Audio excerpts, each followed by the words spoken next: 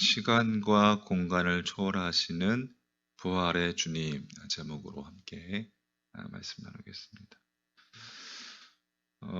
사도행전 전에 이제 요한복음, 사복음서, 네 번째 복음서라고도 부르는 요한복음의 마지막 장인 21장은 이제 사도행전, 사도들의 행적과 교회의 역사를 밝혀주는 이 사도행전과 맞물려 있다는 점에서 대단히 중요하다고 그렇게 이야기를 했습니다.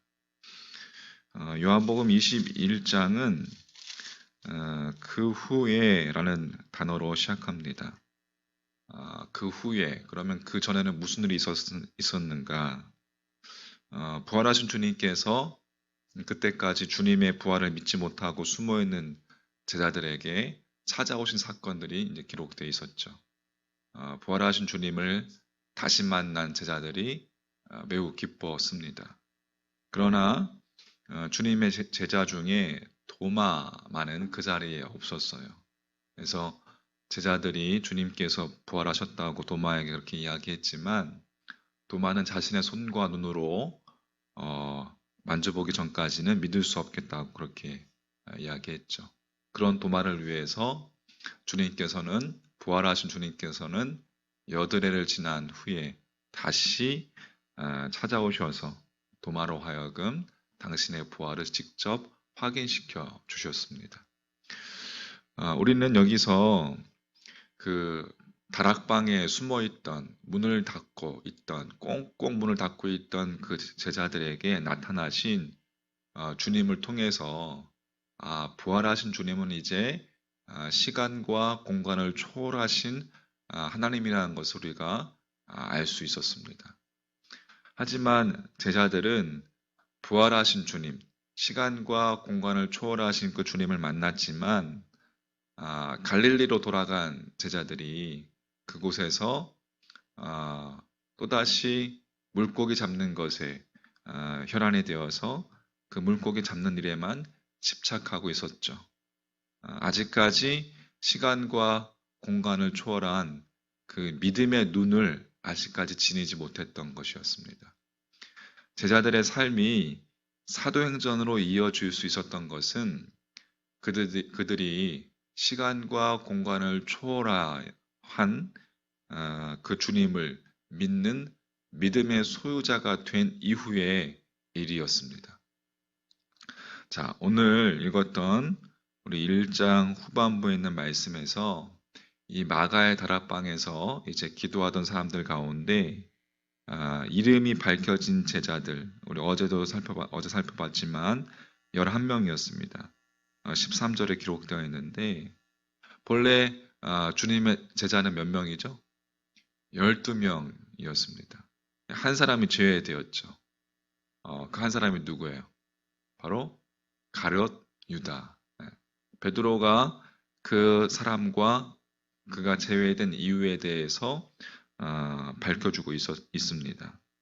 오늘 읽었던 말씀 하반절, 그때에 베드로가 그 형제들 가운데 일어서서 이르되, 쭉 16절, 17절, 18절, 19절까지 저렇게 베드로가 가룟 유다에 대해서 밝히고 있어요. 주님의 제자에서 제외된 이 가룟 유다, 은 30냥의 주님을 배신했던 그였습니다. 마태복음 27장도 가룟 유다에 대해서 기록하고 있는데 마태복음 27장에 보면 가룟 유다가 스스로 목매어서 자살했다라고 그렇게 증언하고 있습니다. 그 증언과 오늘 본문을 합해서 정리를 해보면 목매 자살한 가룟 유다의 시체는 아무도 거두어 주지 않은 채 방치되었다가 이 목에 걸었던 줄이 끊어져서 시체가 땅으로 공두박질하면서 배가 터져서 밖으로 이 창자가 흘러나와서 사방으로 흩어졌음을 그렇게 말씀은 기록하고 있습니다. 자, 이것으로 인해서 사람들은 그 땅을 피바치라 그렇게 불렀습니다. 이제 성지순례 가면 그 피밭 그 가룟 유다가 자살한 그 외진 곳인데 그곳에 이렇게 수도원이 또 이렇게 생겨 있습니다.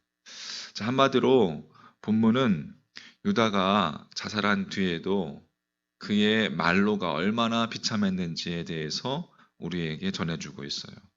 유다의 인생이 왜 이렇게 처참하게 끝나 버리고 말았을까요? 23절부터 한번 다시 보면, 자, 23절에 보면 이제 그들이 두 사람을 내세우니 이제 가룟 유다 대신에 새로운 사도를 세우는 상황이죠. 하나는 바사바라고도 하고 별명은 유수도라고도 하는 요셉이요, 하나는 마띠아라. 그들이 기도하여 이르되 무사람의 마음을 아시는 주여, 이 두 사람 중에 누가 주님께 택하신 바 되어 봉사와 및 사도의 직무를 대신할 자인지를 보이시옵소서. 그 다음에 유다는 이 직무를 버리고 제 곳으로 갔나이다 하고 제비 뽑아 마띠아를 얻으니 그가 11사도의 수에 들어가니라. 자, 유다는 이 직무를 버리고 제 곳으로 갔나이다. 유다의 말로가 이렇게 처참할 수 있었던 이유는 유다가 제 곳으로, 다시 말해서 자신의 곳으로 가버린 까닭이라는 것을 우리가 알 수가 있어요. 자신의 곳으로 가버렸다는 것은 뭐예요? 자신의 욕망이 따르는 대로 그렇게 물질에 눈이 어두워서 스승을 팔아버린 그 욕망이 가는 곳으로 따라가 버렸다는 것이죠. 어떤 대가를 치르더라도 반드시 가야 할 길을 간 것이 아니라 자신이 가고 싶은 욕망의 길을 따라갔다는 거예요. 우리가 알고 있듯이, 방금 이야기했듯이 은 30냥의 스승을 배신하는, 진리를 없이 하는 죽음의 길이었습니다. 그래서 유다의 인생은 피밭으로 끝나고 말았던 것이. 자, 베드로는 유다의 말로는 곧 하나님의 말씀이 응한 것이라는 것을 강조합니다. 20절 말씀, 시편에 기록하였을 때 그의 거처를 황폐하게 하시며 거기 거하는 자가 없게 하소서 하였고, 또 일러스되 그의 직분을 타인이 취하게 하소서 하였도다. 베드로는 시편을 인용해서 유다의 비참한 말로를, 예언된 그 말씀이 성취된 것을 설명해 주고 있습니다. 주님의 제자였던 유다 역시 이 시편의 말씀을, 하나님의 말씀을 잘 알고 있었을 것입니다. 그렇지만 유다는 믿지 않았어요. 앞에서 이야기했던 관점으로 이야기해보면 시간과 공간을 초월한 믿음의 소유자가 아니었다는 것입니다.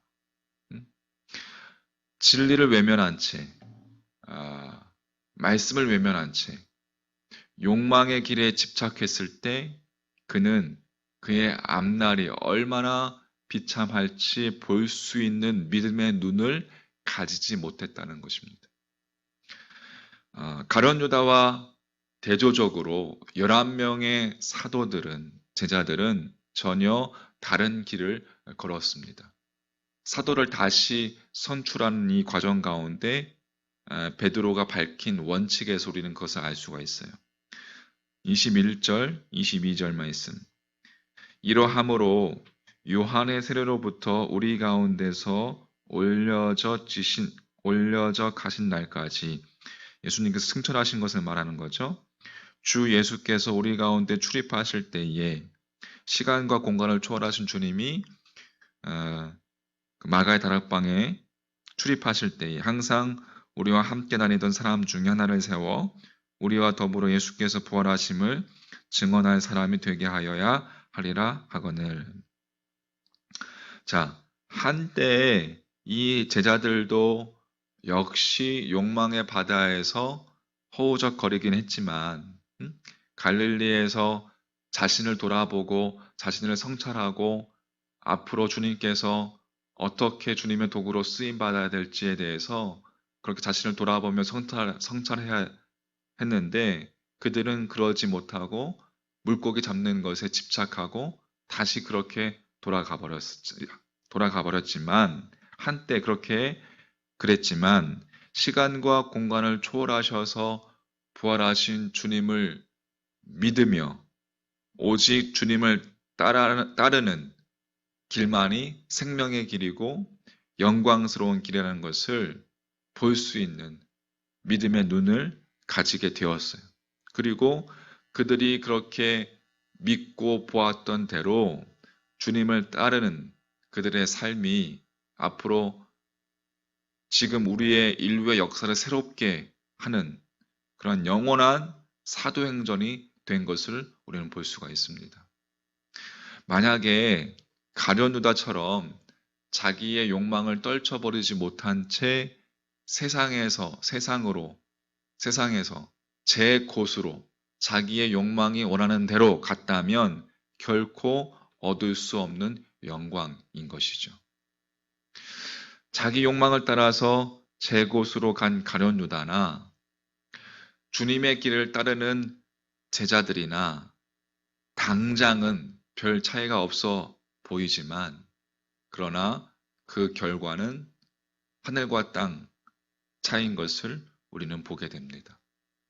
제자들이 영원한 사도행전의 주역으로 영원히 살아있는 반면에 피밭을 제 곳으로 삼고 비참하게 생을 마감한 가룟유다는 인류 가운데 저주받은 인생의 대명사가 되어버렸습니다.